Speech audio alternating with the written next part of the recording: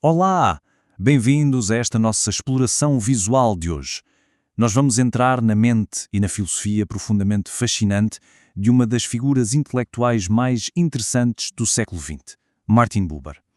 Bom, preparem-se, porque o que temos pela frente é uma jornada pelas estruturas básicas de como nós nos relacionamos com o mundo e com as outras pessoas. O Buber era, para dizer o mínimo, um pensador difícil de colocar numa caixa. Ele mesmo detestava esses rótulos convencionais, como filósofo, teólogo ou sociólogo. Ele preferia ser visto apenas como um homem atípico.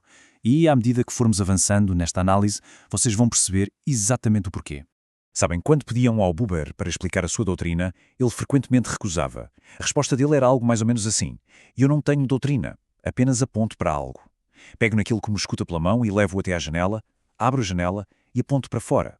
É uma imagem linda e super poderosa, não acham? Em vez de nos entregar um manual de regras rígidas para memorizar, ele convida-nos a ir até à janela com ele. Ele quer que a gente observe a realidade, que olhe de perto como realmente nos conectamos com o que está à nossa volta. Então vamos lá, vamos espreitar para essa janela juntos. Secção 1. As duas palavras básicas. Toda a base da visão do Buber sobre as relações humanas culminou num ensaio famosíssimo que ele lançou em 1923. E tudo gira à volta de duas atitudes fundamentais. A primeira delas é o que ele chama de eu-isso. E o que é isto? Basicamente, é aquele modo onde uma pessoa reduz a outra, e pode ser uma árvore, um animal ou até outro ser humano, a um mero objeto. É visto como algo que se pode medir, manipular, um puro instrumento. O grande problema aqui é que quando estamos no modo eu-isso, nós experienciamos o mundo de forma isolada. E, sejamos honestos, é muito assim que nós navegamos no nosso mundo moderno hoje, não é? Muitas vezes vemos as coisas, e até as pessoas, só como meios para atingir um fim, presos na nossa própria perspectiva fechada. Mas, felizmente, há uma alternativa, e essa é a relação eu-tu. Aqui, a história muda completamente de figura. Já não estamos a olhar para um objeto, estamos a viver um encontro recíproco. O outro é reconhecido como um centro de valor misterioso e supremo, não como um conceito que a gente pode simplesmente analisar num laboratório. É uma revelação que sacode às nossas estruturas. E o mais incrível, o verdadeiro acontecimento não acontece dentro da nossa cabeça, nem na do outro. Acontece naquele espaço entre os dois.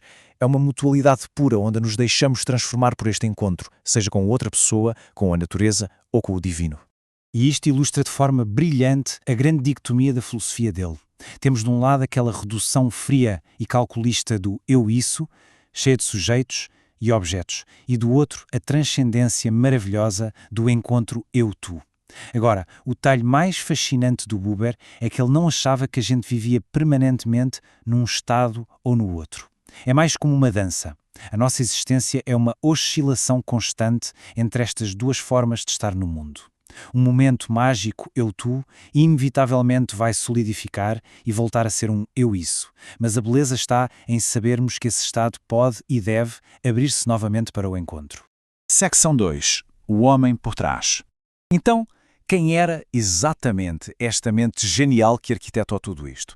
Se olharmos para a linha do tempo da vida dele, vemos que Buber nasceu na Viana Austro-Húngara, lá em 1878, e acabou por ser criado na Galícia pelos avós ricos depois dos pais se separarem. Ele cresceu como um miúdo super mimado e viciado em livros, absorvendo imensos idiomas logo desde pequenino.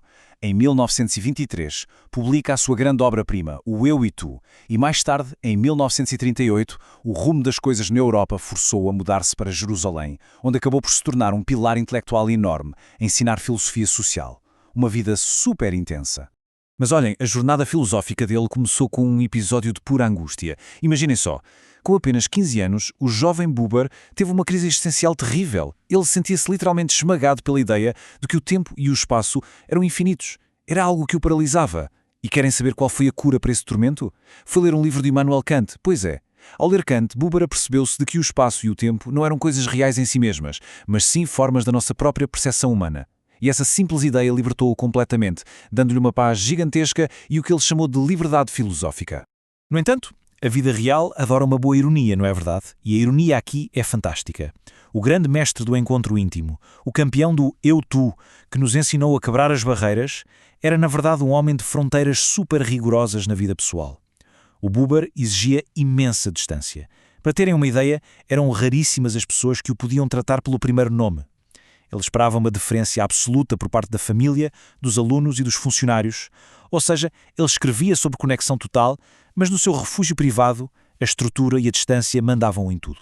Avançando para a secção 3, o princípio dialógico na prática. O que é muito importante perceber é que a filosofia do Buber não ficou de forma alguma presa em debates teóricos e empoeirados. Ela foi posta em prática de formas inacreditáveis.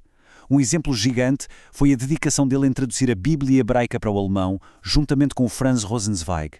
E a obsessão dele com as palavras era implacável. O objetivo não era apenas traduzir o significado, era fazer com que o leitor alemão conseguisse sentir a força do hebraico original através da tradução. Há histórias de que ele estava de férias nas montanhas Dolomitas, a fazer caminhadas e mesmo assim não parava de corrigir compulsivamente as provas tipográficas. Isso é que é levar o diálogo a sério. E o impacto desse princípio foi colossal. O conceito do eu-tu espalhou-se feito fogo, muito para além da filosofia. Ele revolucionou as metodologias de educação para adultos, defendendo que devia haver diálogo mútuo. Foi a semente da psicoterapia humanista. Ele também foi o principal motor por trás do renascimento do folclore místico assídico e, talvez o mais impressionante, ajudou a construir as pontes fundamentais para o diálogo interreligioso, algo absolutamente crucial no período super delicado do pós-Holocausto. Claro, meter as mãos na psicologia trouxe alguns debates bem quentes. Se compararmos a visão do Buber com a famosa psicanálise do Freud, a diferença é da noite para o dia. Na análise clássica, o terapeuta é ensinado a esconder-se, a ser uma tela em branco. O que, se pensarmos bem, é basicamente uma relação eu-isso. O Buber bateu de frente com isso e disse: não, a verdadeira terapia precisa de um encontro dialógico de verdade. Ele achava que tentar tratar apenas sintomas ou conceitos era extremamente redutor se não tratássemos o paciente como um ser humano inteiro, inserido na sua realidade social. E este exato choque também aconteceu com o Carl Jung. O Jung olhava para a religião de um ponto de vista mais empírico e interno, como algo originado na própria mente humana, na nossa psique. Bem, o Buber rejeitou essa ideia com todas as suas forças. Para ele, reduzir o divino a algo que vive apenas dentro da nossa cabeça era destruir logo à partida a possibilidade do verdadeiro encontro. Ele insistia que tinha de haver uma transcendência externa. Ele odiava a ideia de que nós somos apenas sujeitos, fechados da nossa própria mente, sem nada externo e real com que interagir. Vamos à secção 4, Teologia Política e Conflitos. Entramos agora numa das áreas mais complexas e debatidas do seu legado, a política. Analisando os registros históricos de forma imparcial, vê-se uma divergência clara entre as ideias de Buber e o consenso predominante da sua época. Enquanto a corrente principal do sionismo político focava-se na criação de um Estado centralizado e no governo da maioria, Buber era a voz do chamado sionismo cultural. Ele integrou grupos como a Brit Shalom e defendia abertamente a cooperação pacífica entre judeus e árabes, promovendo a ideia de um Estado binacional. Ele argumentava que a responsabilidade moral tinha de vir sempre antes da conveniência política, mesmo quando essas posições não lhe traziam popularidade nenhuma. E de onde vinha essa política tão singular? Vinha das suas raízes na leitura dos textos antigos.